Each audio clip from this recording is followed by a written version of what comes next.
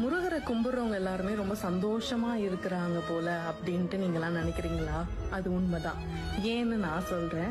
நம்ம வீடியோஸ்ல பார்க்கும் போதும் சரி, எல்லாரும் சொல்லும் போதும் சரி, அவரை கும்பிட ஆரம்பிச்சப்பா என் வாழ்க்கையே மாறிடுச்சு அப்படின்ற வார்த்தையே கேட்டிருப்பீங்க. நானுமே அதையே சொல்றேன். ஏன்னா நான் முருகரோட டிவோட்டி கிடையாது. சாமி கும்பிடுறதே ரொம்ப கஷ்டப்பட்டு தான் கும்பிட்டுட்டு இருந்தேன். லைஃப் வந்து ஒரு சர்டன் பாயிண்ட்ல டேர்ன் ஆகும்னு சொல்லுவாங்க. அந்த டேர்னிங் பாயிண்ட்ல நம்ம என்ன பண்றதுன்னு உடஞ்சு நிற்கும் போது நமக்குன்னு சில வழிகளை தோன்றதுக்கு சில வழிகள் நடக்கும். அப்படிதான் இவர் என்னோட லைஃப்குள்ள வந்தாரு.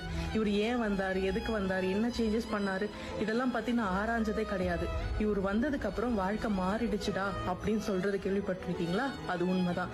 ஏன் நான் சொல்றேன், நமக்கு பின்னாடி பேசுறவங்க, நமக்கு முதுகுல குத்துறவங்களை பத்திலாம் நம்ம யோசிக்கவே மாட்டோம். நமக்குன்னு ஒரு பாதை உருவாக ஆரம்பிக்கும். அதை நோக்கி நம்ம போக ஆரம்பிப்போம்.